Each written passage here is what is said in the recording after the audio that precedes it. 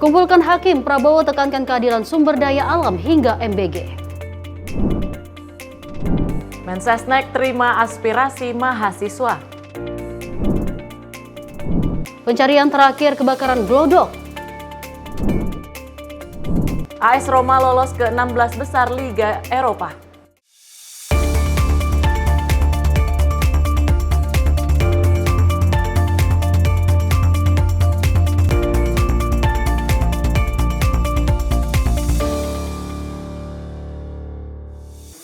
Halo, selamat malam pemirsa. Senang sekali menyapa malam hadir menemani Anda pada malam hari ini dengan sejumlah informasi lainnya. Pemirsa, seperti biasanya selain 4 informasi tadi kami juga memiliki sejumlah informasi terkini dan juga seputar kegiatan dan juga kebijakan dari Menteri Kabinet Merah Putih.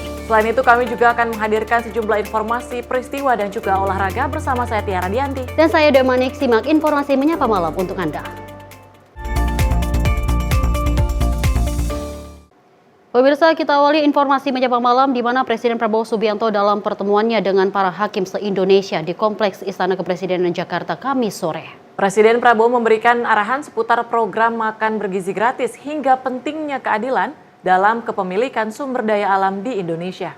Dalam pertemuan yang berlangsung sekitar 1,5 jam itu, kata Supratman, Prabowo turut menekankan pentingnya penegakan keadilan di berbagai sektor termasuk dalam bidang hukum. Ketika ditanya mengenai apakah isu kesejahteraan hakim turut dibahas, dalam pertemuan tersebut Supratman menyebutkan bahwa hal itu hanya disinggung secara singkat. Nggak ada, tadi cuman Presiden ingin menyampaikan program-program yang terkait dengan apa yang beliau akan lakukan. Untuk ya seperti biasanya beliau menjelaskan tentang bagaimana MBG itu sangat penting, kemudian beliau ingin sumber daya alam itu bisa lebih berkeadilan dari sisi kepemilikan. Seperti itu aja. Ya, dan sekaligus minta supaya keadilan itu bisa ditegakkan. Menyinggung kesejahteraan hakim nggak tapi? Sedikit ya, jadi sedikit tentang itu. Ada pembicaraan kenaikan gaji atau tunjangan begitu? Belum, nggak ada yang disinggung sama sekali belum. Tapi apakah rencana itu sudah dibicarakan? Kalau dari dulu kan Presiden selalu dari awal beliau punya komitmen bagaimana meningkatkan kesejahteraan para hakim semua. Selanjutnya terkait potensi kenaikan gaji atau tunjangan bagi para hakim, Supratman memastikan belum ada pembahasan konkret dalam pertemuan tersebut. Dari Jakarta, Dio Malau, Sinpo TV melaporkan. Pemirsa, kuasa hukum dari Sekretaris Jenderal Hasto Kristianto memastikan bahwa penahanan yang ditujukan kepada kliennya bersifat substansial. Meskipun keputusan ini ditetapkan KPK, pihaknya akan melawan melalui berbagai proses yang ada, serta juga mengkaji secara hukum terdapat kebebasan Sekjen PDI Perjuangan tersebut. Ketua Komisi Pemberantasan Korupsi Setio Budianto melalui konferensi persnya di Gedung KPK Jakarta secara resmi menetapkan penahanan terhadap Sekretaris Jenderal PDI Perjuangan yang menjerat dirinya pada kasus suap pergantian antar waktu DPR RI pada 2019 lalu.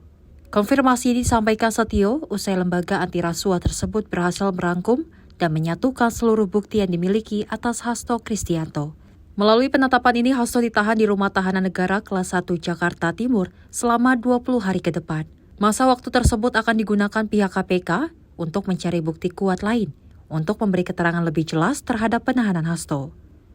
Guna kepentingan penyidikan terhadap tersangka HK, dilakukan penahanan selama 20 hari, terhitung mulai tanggal 20 Februari 2025 sampai dengan tanggal 11 Maret 2025. Dan penahanan dilakukan di cabang Rumah Tahanan Negara dari Rumah Tahanan Negara kelas 1. Setelah keterangan tersebut, kuasa hukum Hasto, Magdir Ismail, merespon keterangan resmi KPK dengan pertanyaan dan kekhawatiran yang segudang. Menurutnya, pihak KPK belum memberikan informasi lebih detail terkait maksud dari penahanan ini. Kalau mengenai bukti permulaan perkara ini, tidak ada satupun yang dikonfirmasi kepada Mas Hasto. Jadi sekali lagi, saya yakin betul bahwa kami khawatir bahwa mereka justru tidak mempunyai bukti permulaan mengenai dua perbuatan itu. Meskipun ditahan, pihak kuasa hukum Hasto segera mengumumkan tindak hukum yang ditempuh setelah dilakukan kajian hukum mendalam ke depannya, yang mana seluruh hal tersebut dilakukan demi bebasnya Sekjen PDIP tersebut. Dari Jakarta, Max, juru kamera Azizul Aldi, Tim Liputan Simpo TV. Pemirsa, usai Sekjen PDI Perjuangan resmi dimantapkan untuk ditahan, pimpinan KPK memastikan langkah ini tidak ada unsur personal seperti unsur politik. Penahanan tersebut dilaksanakan usai memiliki sejumlah bukti yang mengarah kepada Hasto Kristianto dalam kasus suap pergantian antar waktu pada 2019 lalu. Ketua Komisi Pemberantasan Korupsi Setio Budianto menegaskan bahwa penahanan yang ditetapkan pihaknya kepada Sekretaris Jenderal PDI Perjuangan Harun Masiku tidak dipolitisasi. Menurutnya langkah ini ditempuh untuk menegakkan keadilan di tanah air. Usai pemeriksaan yang dijalani Hasto Kristianto selama 8 jam bersama kuasa hukumnya, lembaga anti rasuah tersebut akan ditahan selama 20 hari untuk pemeriksaan ataupun pengumpulan bukti-bukti lebih lanjut. Pada keterangan resmi KPK, Setio mengungkapkan kasus Sekjen PDIP tersebut telah melewati seluruh proses hukum yang berjalan dengan aturan main yang berlaku. Yang bersangkutan ini kan sudah dilakukan pemanggilan dan pemeriksaan beberapa kali, gitu. Nah, oleh karena itu ini sebenarnya bagian daripada melengkapi. Kemudian nanti masih ada kesempatan yang bisa dilakukan oleh penyidik untuk melakukan pendalaman lagi, untuk melakukan pemeriksaan lagi pada saat yang bersangkutan statusnya sudah dalam tahanan. Gitu. Kemudian yang kedua, berkaitan dengan penyampaian politisasi, sampai dengan hari ini tidak ada politisasi, tidak ada hal-hal yang berhubungan dengan tersebut, ya, sehingga kami melaksanakan ini hanya berdasarkan kepentingan penegakan hukum. Dengan demikian, penahanan Sekjen PDI Perjuangan oleh KPK telah dipatenkan selama 20 hari ke depan, di mana dalam waktu ini KPK akan terus mencari bukti-bukti lain guna menghadapi proses gugatan yang akan dilakukan. Dari Jakarta, Max Azizul Aldi, Tim Liputan Sinpo TV. Pemirsa, setelah dilantik sebagai Bupati Bogor untuk periode 2025 hingga 2030, Rudi Susmanto langsung melakukan aksi besar dengan menghancurkan barang bukti narkoba sebesar atau seberat 1 ton tembakau sintetis di Mako Polres Bogor Cibinong pada Kamis sore. Di mana juga barang bukti tersebut merupakan hasil dari pengungkapan besar-besaran oleh Polres Bogor atas pabrik tembakau sintetis terbesar di Jawa Barat yang terletak di kawasan Sentul, Kabupaten Bogor yang diungkap pada awal Februari 2025. Bupati Bogor Rudi Susmanto langsung tancap gas memusnahkan barang bukti narkoba berupa 1 ton tembakau sintetis di Mako Polres Bogor Cibinong pada Kamis sore usai dilantik menjadi Bupati Bogor periode 2025 hingga 2030. Aksi tersebut dilakukan bersama dengan Kapolda Jawa Barat Irjen Pol Ahmad Wiyagus dan Kapolres Bogor AKBP Rio Wahyu Anggoro. Mereka menggunakan alat pembakar khusus tanpa menghasilkan asap untuk memusnahkan narkoba yang telah dikemas dalam plastik.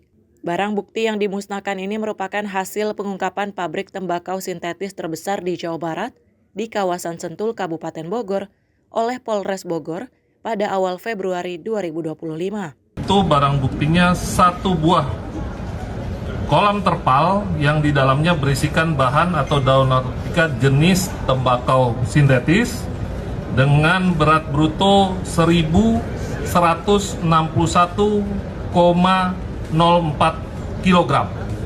Jadi kurang lebih 1 ton lebih. Ya. Kemudian ada 16 buah jerigen, masing-masing berisi cairan MDMB Inaka sejumlah 282 liter. Kemudian ada 91 botol spray warna hitam, masing-masing berisi cairan MDMB Inaka sejumlah 4,55 liter. Rudi menyatakan hal ini adalah langkah nyata dalam memerangi narkoba di Kabupaten Bogor dan dirinya bangga Polres Bogor telah berhasil menemukan dan memusnahkan 1 ton barang bukti narkoba tersebut. Ia juga mengaku ingin segera menyelesaikan berbagai pekerjaan rumah lainnya di Kabupaten Bogor. Namun harus tertunda sekitar 1 pekan pada 22 hingga 28 Februari 2025 karena menjadi peserta retreat bersama kepala daerah lainnya di Magelang, Jawa Tengah. Tim redaksi Sinpo TV melaporkan. Sementara itu, pemirsa, ribuan masyarakat Bogor antusias menyambut kedatangan Wali Kota Bogor, Dedi Rahim, dan juga Wakil Wali Kota Bogor, Zainal Mutakin, di Balai Kota Bogor usai dilantik Presiden di Istana Negara. Dalam penyambutan ini juga dihadiri Wakil Menteri Dalam Negeri Bima Arya Subianto, Penyambutan dimulai dari Jalan Raya Insinyur Juanda hingga masuk ke Balai Kota Bogor. Setelah dilantik menjadi kepala daerah oleh Presiden Prabowo Subianto di Istana Negara Jakarta, Wali Kota Bogor Dedi Rahim dan Wakil Wali Kota Bogor Jenal Mutakin langsung menuju ke Balai Kota Bogor, Jawa Barat pada Kamis siang. Kedatangan Wali Kota dan Wakil Wali Kota Bogor disambut meriah masyarakat Kota Bogor. Dalam penyambutan ini juga dihadiri Wakil Menteri Dalam Negeri Bima Arya Subianto. Penyambutan dimulai dari Jalan Raya IR Juanda hingga masuk ke Balai Kota Bogor. Pada kesempatan itu, Wamendagri juga menyampaikan pesan kepada Dedi dan Jenal. Dalam sambutannya, Bima Arya menegaskan harapannya agar Dedi dan Jenal serta bersinergi dalam menjalankan tugasnya. Hari ini, Kang Dedi dan Kang Jenal menjadi bagian dari sejarah Indonesia, dilantik serentak oleh Bapak Presiden dengan harapan bisa kompak dan sinergi. Kita semua mendoakan Kang Dedi dan Kang Jenal tetap mencintai rakyat, bersama-sama dengan rakyat, dan mengawal semua program agar maslahat bagi rakyat. Kalau boleh Kang Dedi, Kang Jenal, saya izin sebelum meninggalkan panggung berfoto bersama Kang Dedi, berfoto bersama Kang Jenal, berfoto bersama Pak Diani. Dinu kiwari ngancik dubi hari, sejak aina sampai jaga. Yang dilakukan oleh Pak Diani dan seluruh pendahulunya adalah untuk kebaikan kita hari ini. Yang dilakukan Kang Dedi dan Kang Jenal hari ini, insya Allah akan maslahat dan manfaat sampai generasi mendatang. Mantan Wali Kota Bogor periode 2014-2024 ini, bahwa Kemendagri akan selalu terbuka untuk memberikan dukungan kepada Dedi Rahim dalam menjalankan tugasnya. Sebelum mengakhiri sambutannya, Bima Arya menyampaikan pesan agar Dedi tetap menjaga stamina dalam menjalankan amanahnya. Dari Kota Bogor, tim kontributor melaporkan. Sebagai informasi, pemirsa, kami juga mengucapkan untuk kepala daerah yang sudah dilantik oleh Presiden Prabowo Subianto di Istana Kepresidenan pada tanggal 20 Februari 2025 kemarin. Dan usai dilantik, per hari ini pun para kepala daerah yang sudah dilantik oleh Presiden ini melakukan retret di Akmil Magelang, Jawa Tengah hingga 7 hari ke depan hingga 28 Februari 2025.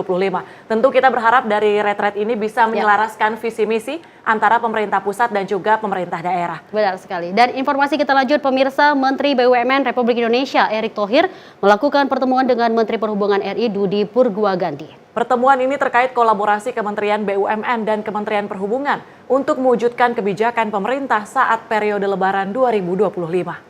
Momen pertemuan keduanya dibagikan dalam akun sosial media Instagram @erikthohir pada Rabu 19 Februari 2025. Dalam pertemuan itu dinyatakan bahwa Kementerian BUMN mendukung program pemerintah untuk menurunkan harga tiket pesawat dan tarif tol untuk periode Lebaran 2025. Dengan kolaborasi antar kementerian, diharapkan bisa mewujudkan program Presiden Prabowo Subianto yang bisa dirasakan langsung oleh rakyat. Tim redaksi Sinpo TV melaporkan. Pemirsa, Kementerian Kehutanan melalui Direktorat Jenderal Pengelolaan Hutan Lestari telah mencabut 18 unit PBPH yang berada di Sumatera, Kalimantan, Sulawesi, Maluku, dan Papua. Area yang terbesar di 12 provinsi ini kembali menjadi kawasan hutan negara. Direktur Jenderal Pengelolaan Hutan Lestari Kementerian Kehutanan Republik Indonesia Dida Mikfarida mengemukakan PBPH yang dicabut bakal dikelola untuk kegiatan kehutanan yang mengacu pada ketentuan perundang-undangan. Sebagaimana tertuang dalam keputusan Menteri Kehutanan tentang pencabutan PBPH, maka pihak PBBH diperintahkan untuk menghentikan semua kegiatan dalam bentuk apapun di dalam area kerja PBPH. Kita sesuai dengan yang disampaikan oleh Pak Menteri, kita mencabut 18 PBPH seluas 526.144,30 hektar. Gitu kan. Jadi sebarannya di mana saja, ini ada di 12 provinsi, mulai dari Aceh, Sumatera Barat, Riau, Kaltara, Kaltim, Kalbar, Kalteng, Kalsel, Sulsel, Sulawesi Tengah, Maluku, dan Papua. Di sebelah kanannya ada berapa unit PBPH-nya dan juga ada berapa luasannya.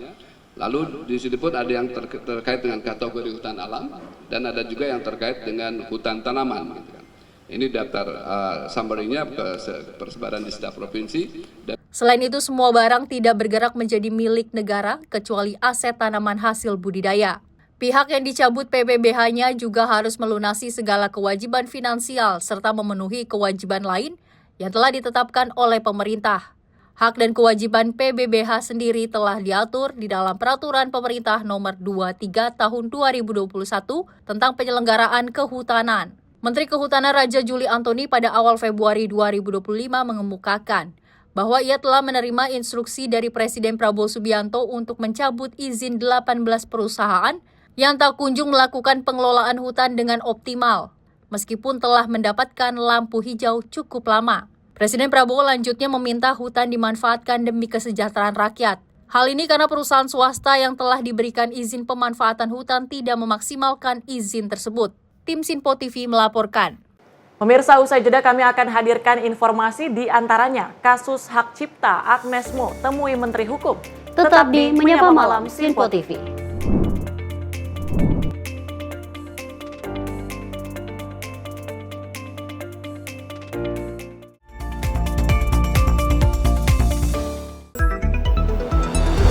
Jadilah yang pertama mengetahui perkembangan terkini seputar informasi dari lembaga parlemen. Punya data nasional, tidak ada satupun backup berarti kan? Tiba-tiba ada putusan yang nggak masuk akal dan seperti ini gitu. Kita biarkan rekomendasi kepada KPK, periksa! Kami hadirkan informasi paling akurat untuk mengawal setiap informasi dalam rapat komisi dan paripurna. Tentunya bersama saya Andi Rezaldi yang telah kami rangkum dalam program Sinpo Parlemen. Saya Arif Tufan. Saksikan Sinpo Parlemen setiap Sabtu pukul 6 pagi hanya di Sinpo TV. Pemirsa, Sinpo TV kembali hadir menemani Anda dengan berbagai informasi yang telah kami rangkum dalam sepekan. Sajian lengkap informasi sepekan kami hadirkan untuk Anda. Badan Legislasi DPR menemui masa unjuk rasa di depan gedung DPR RI Senayan, Jakarta. Menemani akhir pekan Anda bersama keluarga dengan rangkuman berita menyeluruh dalam Sinpo Sepekan setiap minggu pukul 6 pagi hanya di Sinpo TV. Halo, selamat malam pemirsa. Senang sekali rasanya kami mengisi ruang informasi Anda. Akhiri aktivitas Anda dengan rangkuman perkembangan peristiwa yang terjadi sepanjang hari. Sebelumnya kita saksikan ada sekitar 3.000 tamu undangan, sementara di Ibu Kota Nusantara ini ada sekitar 2.000 tamu undangan. Rangkaian informasi nasional dan mancanegara dirangkum sebagai penutup hari dalam Menyapa Malam. Setiap Senin hingga Jumat pukul 8 malam, hanya di Sinpo TV. Halo, selamat pagi pemirsa Sinpo TV. Selamat pagi Andi. Selamat pagi, Fen. Beragam informasi terbaru hadir menemani Anda sebelum memulai hari. Itu memang dari Menteri Perhubungan juga mendukung, Betul. dari Menteri Keuangan juga mendukung, dan kita sebagai masyarakat pun juga Harus mendukung. Mengangkat isu yang tengah menjadi pembicaraan paling hangat. Semarakan pagi Anda bersama Menyapa Pagi. Setiap Senin hingga Jumat pukul 6 pagi. Hanya di Sinpo TV. Halo pemirsa, kami kembali hadir dengan sejumlah informasi yang kami himpun dari berbagai penjuru dunia. Rangkaian informasi yang membuat akhir pekan Anda begitu bermakna. Sebuah kelompok di Afrika Selatan memberikan layanan pertunjukan film dengan tenaga surya. Berita yang menjadi sorotan media dari dalam dan luar negeri. Kami hadirkan untuk menemani pekan Anda dalam Sinpo Dunia Sepekan, Sabtu dan Minggu pukul 9 pagi. Hanya di Sinpo TV. Kami hadir dengan rangkaian informasi dari berbagai penjuru dunia. Topik dan isu yang tengah menjadi sorotan mancanegara dikemas dengan lengkap untuk Anda.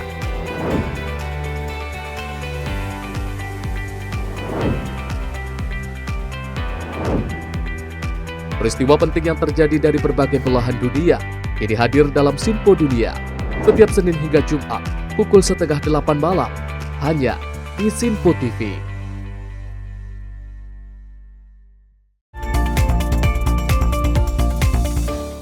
Selamat malam pemirsa, Anda kembali menyaksikan Menyapa Malam. Informasi kita lanjut. Wakil Presiden Gibran Rakabuming Raka meninjau program makan bergizi gratis di 2 sekolah di Jakarta.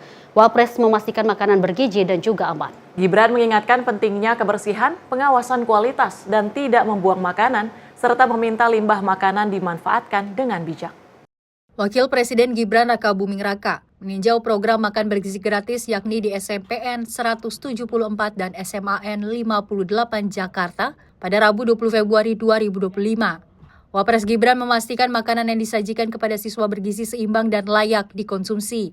Dalam kunjungan tersebut, Gibran berdialog dengan siswa dan berfoto bersama. Didampingi kepala sekolah, ia memeriksa menu makan siang di kedua sekolah, seperti nasi, ayam goreng, tahu semur, sayur sawi, dan buah. Gibran mengingatkan pentingnya pengawasan kualitas, kebersihan, dan keamanan pangan dalam penyajian MBG, serta mengajak siswa untuk tidak membuang makanan. Selain itu, ia juga meminta limbah makanan dimanfaatkan secara bijak, seperti didaur ulang menjadi kompos atau diberikan kepada hewan ternak.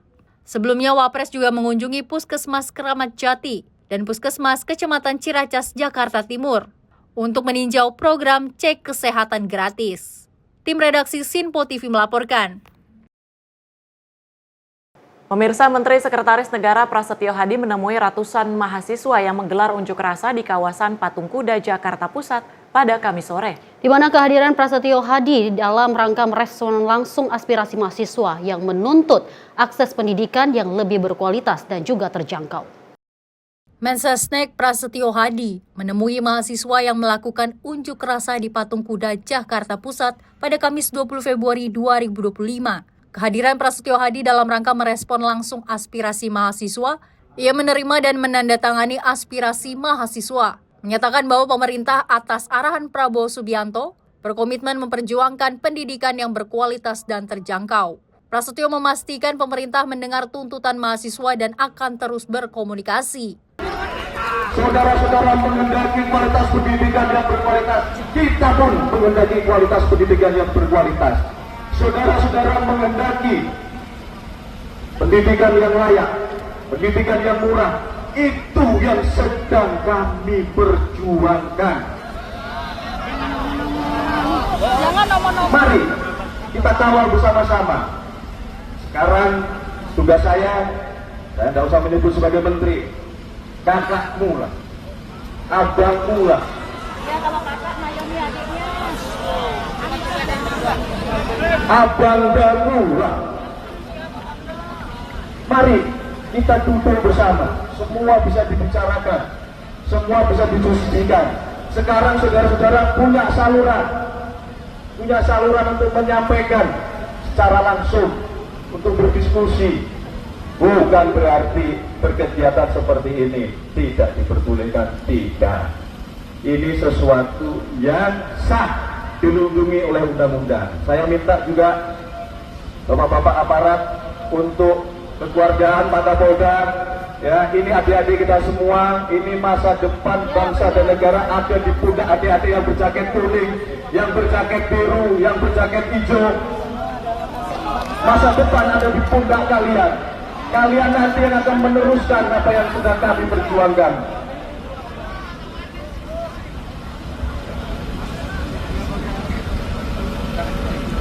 Langsung saya tanda tangan. Ya, saya akan langsung tanda tangan dan saya mengundang perwakilan adik-adik untuk kita berkomunikasi, ya.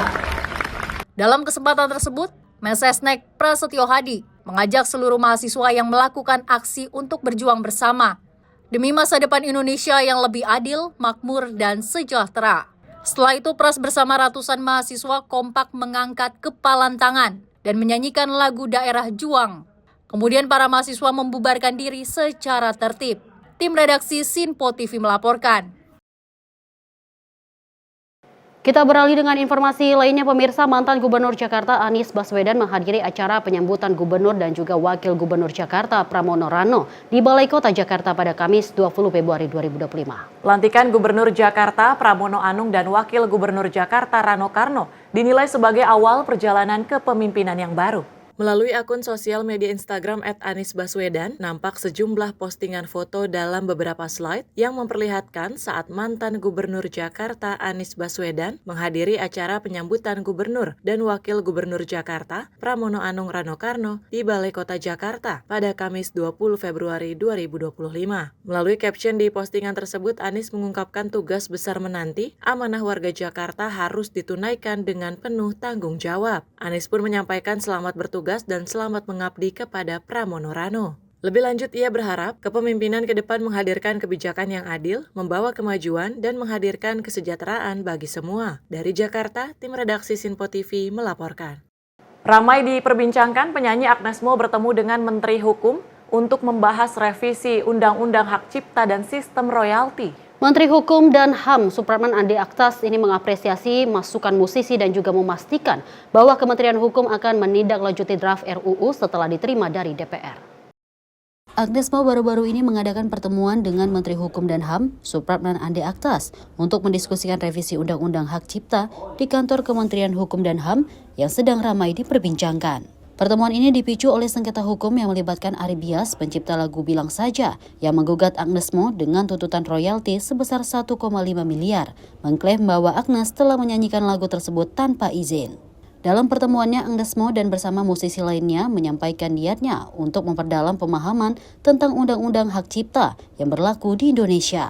Ia juga menegaskan keinginannya untuk memastikan bahwa dirinya mematuhi ketentuan hukum yang ada.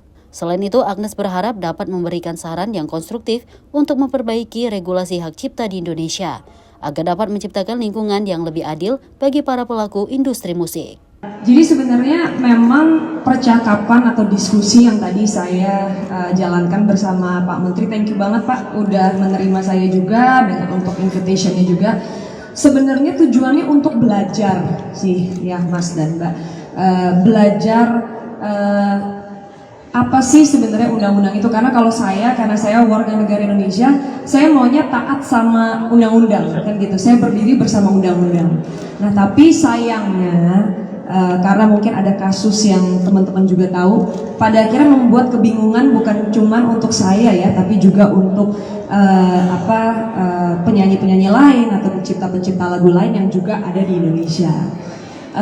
Oleh karena itu makanya saya pikir bagus nih gitu. Jadi sebenarnya ya again ya bilang di sini kita hanya berdiskusi, saya membagi juga pengalaman saya sebagai pencipta lagu dan juga sebagai penyanyi pada saat lagi di Amerika Serikat juga LMK-nya seperti apa. Saya sendiri actually bagian dari dalam tanda kutip LMK di Amerika Serikat, yaitu BMI selama 12 tahun gitu, menjadi songwriter di sana juga gitu. Dalam kesempatan yang sama, Supratman mengapresiasi inisiatif musisi menyuarakan aspirasi terkait sistem royalti dan rencana revisi Undang-Undang Hak Cipta yang sedang dibahas di DPR. Menko menjelaskan bahwa Kementerian Hukum akan menindaklanjuti masukan setelah menerima draft RUU dari Parlemen untuk kajian lebih lanjut. Dan pada hari ini, Alhamdulillah Mbak Agnes datang dan saya meminta banyak masukan, terutama karena beliau berpengalaman dan sudah meniti karir sejak lama sebagai penyanyi maupun pencipta lagu, dan juga punya pengalaman selama ini untuk berkarir di luar negeri, terutama di Amerika Serikat. Tentu menyangkut soal royalti dan hak-hak pencipta, musisi dan lain sebagainya yang harus dilindungi. Karena itu kita meminta masukan dari Mbak Agnes terkait dengan hal tersebut. Jadi sekali lagi saya berterima kasih kepada Mbak Agnes ya atas masukannya, dan semua sudah kami catat dan nanti akan kami jadikan masukan pada saat Parlemen kita DPR RI mengirimkan setelah diputuskannya revisi Undang-Undang tentang Hak Cipta. Sebelumnya, Pengadilan Niaga Jakarta Pusat memutuskan bahwa Agnes Mo diwajibkan membayar denda sebesar 1,5 miliar. Keputusan ini diumumkan oleh Piyu, gitaris dari Padi Reborn, yang bertindak mewakili Asosiasi Komposer Seluruh Indonesia, AKSI. Keputusan pengadilan ini mengejutkan Agnes Mo yang merasa perlu memperoleh pemahaman lebih mendalam tentang implikasi hukum terkait kasus hak cipta tersebut. Tim redaksi Sinpo TV melaporkan. Dan pemirsa, setelah sukses menyelenggarakan ajang 2023 tahun ini untuk kedua kalinya, Panasonic Global kembali menyelenggarakan Art Charity Auction Art with Heart. Wakil Menteri Kebudayaan Giring Ganesa mengapresiasi upaya Panasonic Global untuk mendukung dunia seni rupa Indonesia melalui acara ini.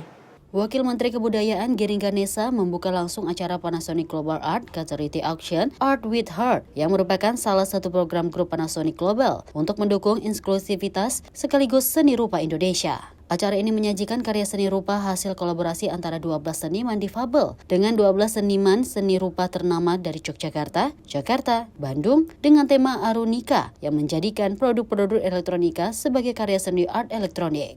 Giring mengatakan seni bisa menjadi jembatan untuk kesetaraan dan juga kesempatan bagi para seniman. Menurutnya, acara ini bisa menjadi media para seniman di tanah air untuk terus berkarya. Sebuah inisiatif yang luar biasa yang menghubungkan seni, kepedulian, dan inklusivitas. Kita semua tahu bahwa seni bukan hanya tentang ekspresi dan rasa, tetapi juga tentang keberdayaan. Di sini kita melihat bagaimana kepedulian terhadap seni telah menggerakkan kolaborasi antara seniman difabel, para maestro yang akhirnya tidak mengenal batas. Ini adalah bukti bahwa seni bisa menjadi jembatan untuk kesetaraan dan kesempatan. Dari Jakarta, tim redaksi Sinpo TV melaporkan. Pemirsa, akhir-akhir ini tagar kabur aja dulu menjadi perbincangan di masyarakat dan juga media sosial. Merespon hal tersebut, Kementerian Perlindungan Pekerja Migran Indonesia mengajak utusan khusus Presiden bidang pembinaan generasi muda dan juga pekerja seni, Raffi Ahmad, dan sejumlah influencer mendorong tren tagar tersebut menjadi lebih produktif. Kementerian Perlindungan Pekerja Migran Indonesia mengajak utusan khusus Presiden bidang pembinaan generasi muda dan pekerja seni, Raffi Ahmad, dan sejumlah influencer untuk mendorong tren bertagar #kabur aja dulu menjadi lebih produktif. Menteri Kadin mengatakan bahwa tren bertagar #kabur aja dulu tersebut dapat dipahami sebagai kegelisahan generasi muda di Indonesia saat ini atau juga bagian dari aspirasi mereka. Untuk itu ia mengingatkan bahwa tinggal di luar negeri tidak selalu indah seperti yang dibayangkan. Tetapi jika ada yang bertekad untuk bekerja di luar negeri, ada beberapa persyaratan yang perlu dipenuhi, seperti memiliki keterampilan, memahami bahasa, memiliki persiapan fisik dan mental yang kuat, serta juga dokumen-dokumen yang diperlukan untuk bisa bekerja di sana. Nah, masalah kita ada Bapak Raffi, yang salahnya adalah kenapa banyak orang tidak terdaftar? Karena mereka tidak tahu. Jadi, awareness orang soal PN ini masih sangat rendah. Oleh karena itu, kita butuh bantuan Pak Raffi dan tim untuk supaya PM ini menjadi dikenal oleh semua pihak, sehingga dengan dikenal dia bisa tahu di mana dia harus daftar, dia harus bagaimana mendaftar, dia apa, dan seterusnya. Dari Jakarta, tim redaksi Sinpo TV melaporkan. Kita lanjut informasi pemirsa. Menteri Kelautan dan Perikanan Sakti Wahyu Trenggono ini bersama Wakil Menteri Perumahan dan juga Kawasan Permukiman Fahri Hamzah melakukan kunjungan kerja di Kabupaten Sumbawa dan Kabupaten Sumbawa Barat. Kunjungan ini dilakukan guna memantau langsung potensi udang yang ada di dua kabupaten tersebut. Menteri Kelautan dan Perikanan Sakti Wahyu Trenggono bersama Wakil Menteri Perumahan dan Kawasan Pemukiman Fahri Hamzah melakukan kunjungan kerja ke Kabupaten Sumbawa, Nusa Tenggara Barat untuk meninjau lokasi rencana proyek strategis nasional atau PSN udang di Desa Penyaring, Kecamatan Moyo Utara. Trenggono menegaskan pentingnya dukungan penuh dari pemerintah daerah dan masyarakat, khususnya pemilik lahan untuk kelancaran proyek PSN ini. Jadi sekali lagi mohon doa dan mohon dukungan. Ada satu aja dari semua, ada satu aja yang nggak setuju dalam proses pembangunan, batal pasti. Gitu. Semuanya harus kompak dan semua harus dijaga supaya ini betul-betul bisa menjadi kawasan yang produktif. Dan saya bayangkan kalau kita kerjakan kurang lebih sekitar 2 tahun ya. 2 tahun bisa selesai. Kalau kita mulai 2025, 2026, 2027 selesai. 2028 sudah menjadi kota industri udang yang sangat luar biasa. Proyek ini adalah investasi jangka panjang yang akan membawa manfaat besar bagi masyarakat, terutama dalam menciptakan lapangan pekerjaan dan meningkatkan perekonomian lokal. Tim redaksi Sinpo TV melaporkan. Pemirsa, jangan kemana-mana, usai jeda kami akan hadir dengan sejumlah informasi lainnya terkait peredaran uang palsu marak beredar jelang Ramadan. Selengkapnya usai jeda. Tetap di Menyapa Malam Sinpo TV.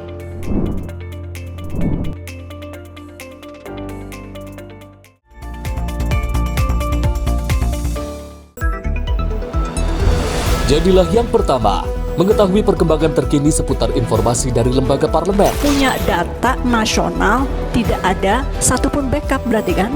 Tiba-tiba ada putusan yang nggak masuk akal dan seperti ini gitu. Kita biarkan rekomendasi kepada KPK, periksa!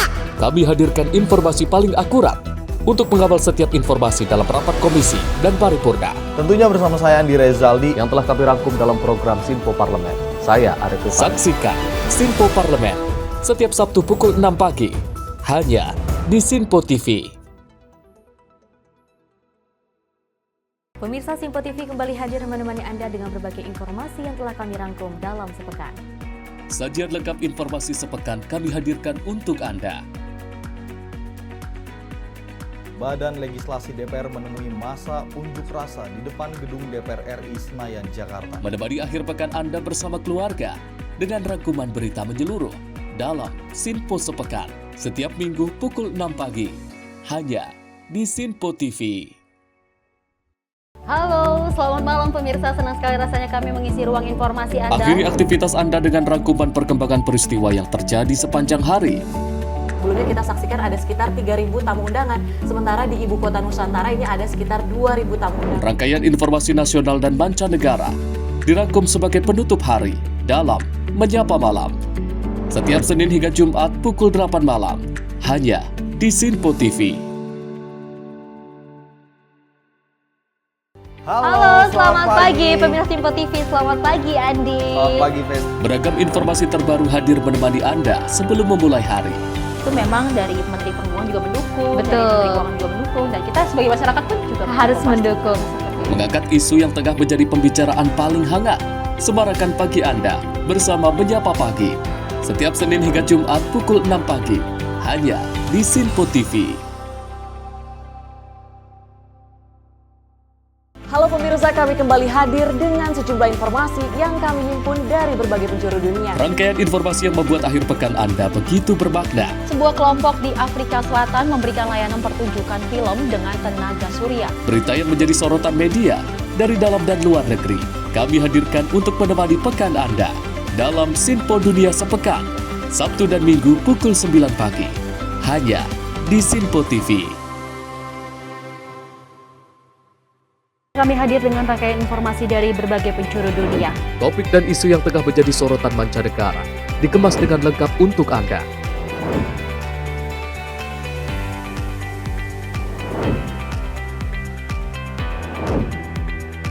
Peristiwa penting yang terjadi dari berbagai belahan dunia ini hadir dalam Sinpo Dunia setiap Senin hingga Jumat pukul 7:30 malam hanya di Sinpo TV.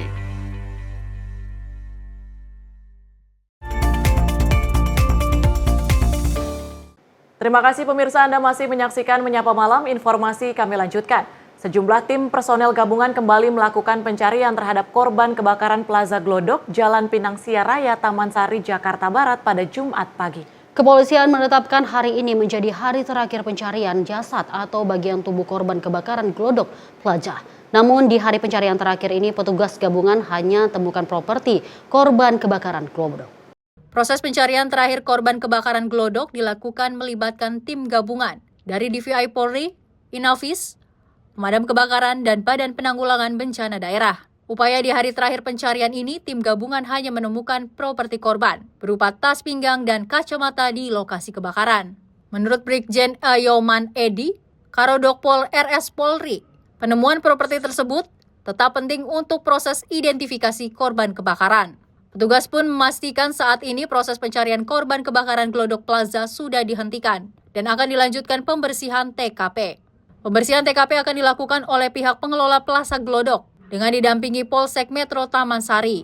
Jika dalam proses pembersihan ditemukan bagian tubuh korban ataupun properti korban, diperintahkan untuk segera melapor ataupun diserahkan kepada tim dokter forensik RS Polri.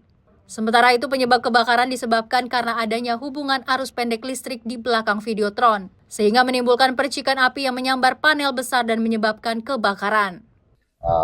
Dari tadi pagi sampai siang ini kami gabungan, ya dari kami sendiri dari Puskesmas Polri, DVI, tim DVI, berikut dari Polda Metro, baik KB Dokes maupun dari penyidik, dari Bapak Kasat Reskrim, kemudian juga dari Polsek, berikut juga ada rekan kami dari Pemadam, juga ada dari BPBD.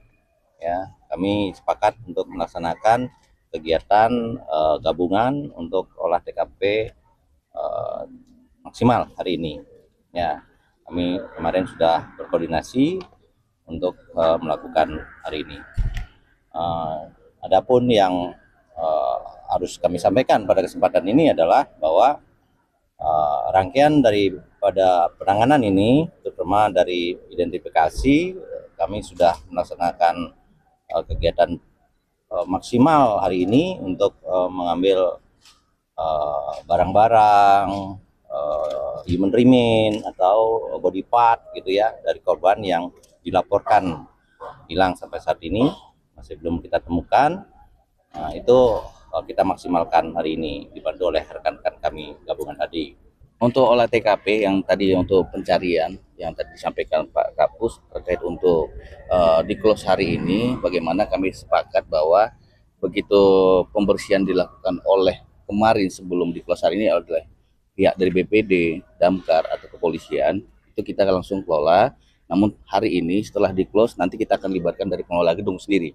Dan untuk olah TKP sendiri tunggu pembersihan material-material yang di dalam tersebut, nanti kita akan laksanakan olah TKP yang dari hasil pemeriksaan saksi-saksi tersebut.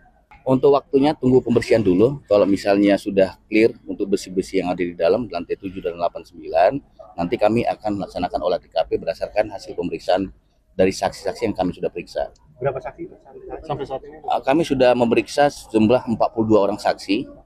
42 orang saksi itu dari manajemen Glodok, manajemen Tiara, dari korban selamat, dari saksi, dari ahli yang terkait untuk pendapat yang kami dengarkan keterangan, sudah kami periksa dengan total 42 orang saksi. Pak, kemungkinan apakah ada tersangka pada dalam kebakaran ini, Pak? Yang pasti nanti kita akan gelar perkara ataupun nanti dari olah TKP, nanti kita akan tahap lidik juga, dan kami juga informasikan bahwa dari hasil lapor juga sudah keluar. Ini dari hasil lapor itu ada hubungan arus pendek di belakang videotron. Jadi ada kabelnya di belakang videotron tersebut, ada kabel di situ hubungan arus pendek yang mengakibatkan percikan api. Lalu kurang lebih ada berapa meter, ada panel besar dari situ awal di belakang videotron. Jadi tidak ada sumbernya itu dari videotron, tapi sumber dari kabel yang ada hubungan listrik. Tidak. Lantai berapa? Di lantai antara 8 atau 9. Diketahui kebakaran hebat melanda Glodok Plaza Mangga Besar, Jakarta Barat pada Rabu tanggal 15 Januari 2025 lalu sekitar pukul 21:30 waktu Indonesia bagian Barat. Total 14 orang dilaporkan hilang dalam tragedi tersebut. Adapun 14 kantong jenazah yang sudah diterima LS Polri dan ada 6 jasad yang teridentifikasi. Dari Jakarta, tim kontributor Sinpo TV melaporkan. Kita lanjut peristiwa berikut ini pemirsa. Seekor sapi ternak mengamuk di ruas jalan tol Jakarta Cikampek kilometer 18 Tambun Selatan pada Kamis 20 Februari 2025. Sapi tersebut hampir menyebabkan kecelakaan. Anggota patroli Jalan Raya Cikampek segera tiba di lokasi kejadian untuk mengantisipasi insiden tersebut. Polisi langsung melakukan penangkapan terhadap sapi yang berusaha melarikan diri dari kejaran petugas dan masyarakat. Peristiwa ini bermula pada Kamis 20 Februari 2025 pagi ketika seorang pengendara yang mengangkut sapi melewati tol. Diduga sapi tersebut lepas dari kendaraan pengangkut tanpa disadari oleh pemiliknya saat tiba di kilometer 18. Dikutip dari keterangan unggahan akun Instagram Korlantas Polri, sapi itu melompat dari kendaraan yang membawanya dan mengamuk di tol. Sapi berukuran besar tersebut hampir menabrak pengendara yang melintas, berpotensi menyebabkan kecelakaan. Setelah lepas, sapi tersebut berkeliaran di ruas jalan tol dan diduga mengalami stres, sehingga mulai mengamuk. Petugas segera merespon laporan mengenai sapi yang lepas dan berupaya menggiringnya keluar dari lajur tol. Anggota patroli Jalan Raya Cikampek segera tiba di lokasi kejadian untuk mengantisipasi insiden tersebut. Kepala Induk Cikampek AKP Sandi Titah Nugraha memimpin langsung pengejaran terhadap sapi yang berusaha melarikan diri dari kejaran petugas dan masyarakat. Ya, pada hari ini kami dari Induk PJR Cikampek baru saja melumpuhkan seekor sapi yang dimana terlepas dari kendaraan yang mengangkut hewan ternak. Nah, untuk arus lalu lintas sendiri berangsur-angsur sudah mulai kembali pulih dan saya mengimbau kepada seluruh masyarakat apabila membawa hewan ternak agar kiranya hewan tersebut bisa betul-betul dijaga keamanannya. Jangan sampai terlepas dan membahayakan masyarakat pengguna tol lainnya. Demikian. Terjadi kejar-kejaran sengit saat sapi berlari di ruas tol selama kurang lebih 1 jam. Namun hingga saat itu, sapi tersebut belum berhasil dilumpuhkan. Tim redaksi Sinpo TV melaporkan.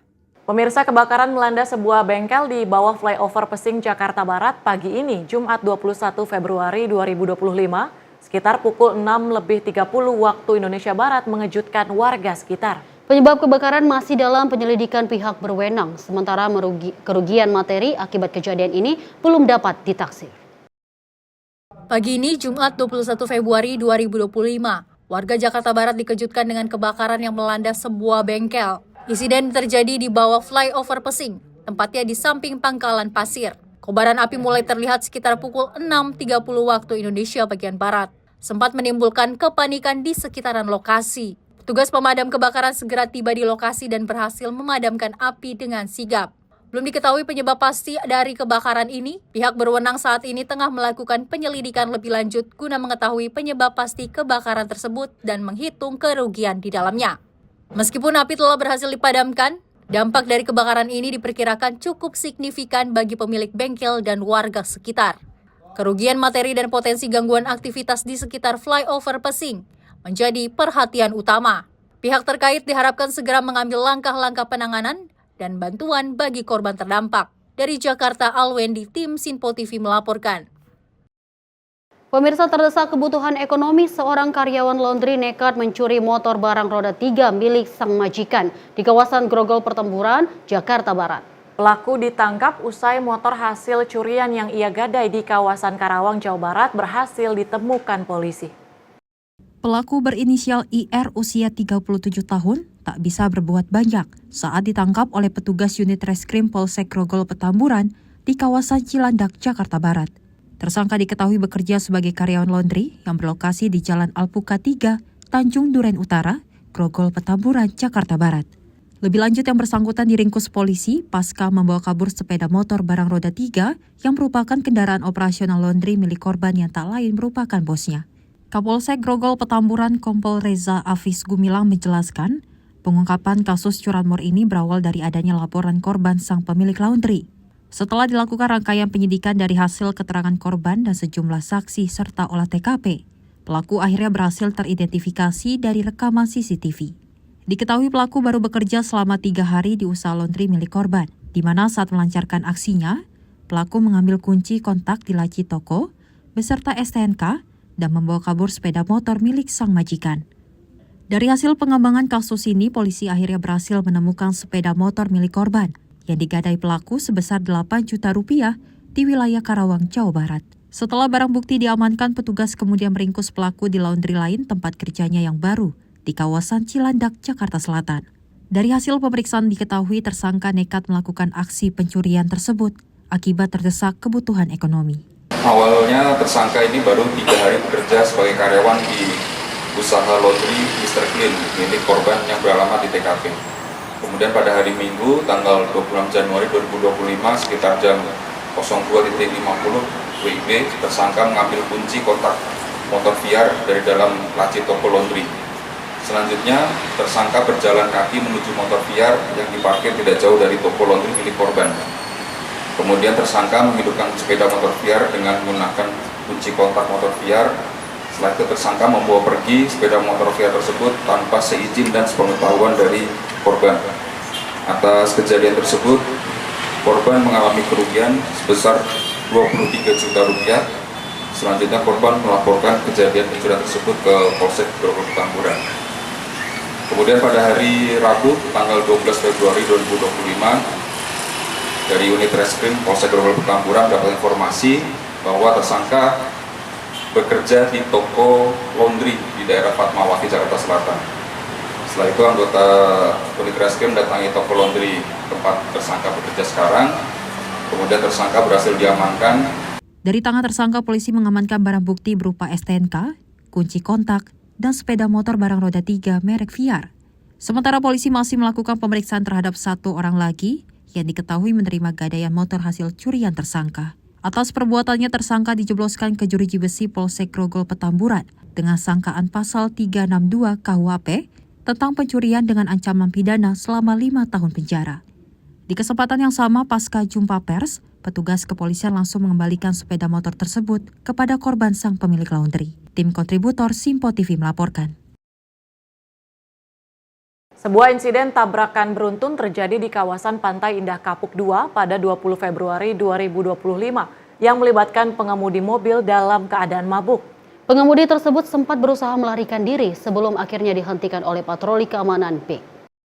Sebuah insiden tabrakan beruntun terjadi di kawasan Pantai Indah Kapuk 2 pada 20 Februari 2025, sekitar pukul 1 waktu Indonesia bagian Barat. Kecelakaan ini melibatkan seorang pengemudi mobil Fortuner yang diduga dalam keadaan mabuk. Akibat kejadian ini beberapa kendaraan mengalami kerusakan yang cukup signifikan. Pengemudi Fortuner tersebut hingga kini belum diketahui identitas lengkapnya. Diduga kuat pengemudi dalam pengaruh alkohol. Hal ini diperkuat dengan pengakuan yang bersangkutan di lokasi kejadian. Saksi mata termasuk seorang ekspatriat yang menjadi korban menuturkan bahwa pengemudi tersebut sempat berusaha melarikan diri. Sebelum akhirnya dihentikan oleh patroli keamanan, pengemudi tersebut juga menolak bertanggung jawab atas kerusakan yang ditimbulkan. Proses mediasi di lokasi kejadian tidak membuahkan hasil. Pengemudi yang diduga mabuk tersebut menolak dibawa ke kantor polisi dan hanya menawarkan ganti rugi yang sangat kecil, jauh dari kerusakan yang dialami oleh para korban. Meskipun pihak keamanan PIK telah berupaya memfasilitasi penyelesaian, namun tidak ada kesepakatan yang tercapai. Kasus ini selanjutnya diharapkan dapat diselesaikan melalui jalur hukum yang berlaku. Dari Jakarta, Alwendi, tim Sinpo TV melaporkan. Pemirsa, menjelang bulan Ramadan, peredaran uang palsu marak terjadi. Salah satunya temuan kasus peredaran uang palsu yang terjadi di kawasan Pasar Timbul Barat, Grogol, Petamburan, Jakarta Barat. Sebanyak 13 orang pedagang di pasar tersebut menjadi korban peredaran uang palsu yang diduga dilakukan oleh sekelompok emak-emak. Waspadalah dan selalu cermat meneliti uang kertas, khususnya pecahan uang senilai Rp50.000 dan Rp100.000 saat Anda melakukan transaksi. Pasalnya jelang Ramadan peredaran uang palsu mulai marak terjadi. Salah satunya temuan kasus yang terjadi di pasar tradisional, Pasar Timbul Barat, Grogol, Petamburan, Jakarta Barat. Dari video yang sempat direkam salah satu pedagang di lokasi, 3 dari 4 orang terduga pelaku tertangkap tangan saat menyebarkan uang palsu. Mereka merupakan sekelompok emak-emak, di mana 1 orang berhasil melarikan diri. Modus para pelaku yakni berpencar di pasar tersebut, dengan dalih untuk berbelanja beragam kebutuhan pokok dengan membayar menggunakan uang palsu pecahan Rp100.000. Memanfaatkan kelengahan pedagang yang lengah, lantaran sibuk melayani para pembeli, pelaku kemudian membelanjakan uang palsu tersebut. Selain berhasil mengkelabui pedagang menggunakan uang palsu saat bertransaksi, para pelaku juga mendapatkan kembalian uang asli dari pedagang pasar. Akibat kasus peredaran uang palsu ini, para pedagang mengalami kerugian sebesar ratusan ribu rupiah. Sementara praktek peredaran uang palsu yang dilakoni oleh sekelompok emak-emak ini terungkap. Ketika salah satu pedagang bubur mendapati uang palsu yang dibayarkan salah satu pelaku ketika bertransaksi. Menyadari hal itu, para pelaku langsung diamankan dan dibawa ke pos keamanan setempat. Beli yang satu 100.000, telurnya setengah, yang keduanya 100.000, telurnya 1 kilo. Oh gitu. Oh, yang dari sini, 3 orang. 3, tapi kabur yang satu. Banyak Ki. Banyak. Kali 13 orang ada. 13. Kan ada ini video nih saya. Ya.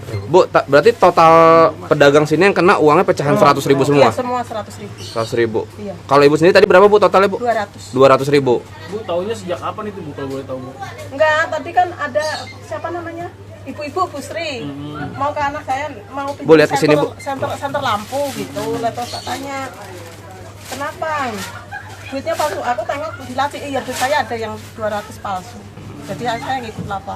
Tahunya dari mana tuh Bu? Yang tahunya perbedaannya dulu? Perbedaannya yang di tengah tuh ada kayak kebiru-biruan gitu itu. Printan seperti printan ya? Warnanya juga mungkin beda. Tapi kalau pinggirannya kayak asli. Gitu. Perasaan yang itu kayaknya mukanya udah nggak itu asli nggak ya? Setiap mau lebaran perasaannya. Oh, setiap mau lebaran ada kejadian kayak gini. Baru ini lapor, yang biasanya nggak lapor. Oh, sebelumnya Ibu pernah kena berapa Bu? 200.000 pernah, 100.000 pernah. Dia belanja, langsung beli teri 15, kita lagi repot. Nggak diperiksa lagi uangnya, orang kita juga lagi ngelayanin yang lain tadi. Palsu atau enggak? Sambil void, sambil ngelayanin yang lain, nggak ngelayanin dia. Jadi nggak meriksa ya Bu? Nggak meriksa, udah dilihat pada geger uang palsu, kita liatin duit sendiri. Saya lihat ini foto bapak ini kan tadi dibawa ke pos RW tuh pelaku. Saya lihat, lah ini yang belanja mas saya tadi. Oh, saya lihat duit saya ada 1 palsu ya. Udah saya langsung. Tapi Ibu sekarang uangnya masih ada Bu? Uangnya dibawa Udah dibawa. Kantor polisi lah. Itu kan kayak nggak ada BI-nya ya yang di garis bit. Terus agak digesek sama dia agak itu yang lambang kembangnya juga dia kan warnanya agak kuning juga. Iya. Itu kayak nggak ada BI-nya gitu loh yang di pita itu. Kalau untuk warnanya Bu? Warnanya hampir sama kayak yang asli kan baru, uang baru itu. Para pelaku juga telah membuat laporan atas kejadian ini. Kini para pelaku telah dibawa ke Polsek Grogol Petamburan untuk menjalani proses penyelidikan lebih lanjut. Kasusnya kini ditangani Unit Reskrim Polsek Grogol Petamburan. Dari Jakarta, kontributor Sinpo TV melaporkan. Dan pemirsa, informasi tadi menutup perjumpaan kita dalam edisi Menyapa Malam kali ini. Saya Deo Manik pamit, terima kasih atas kebersamaan Anda. Sampai jumpa.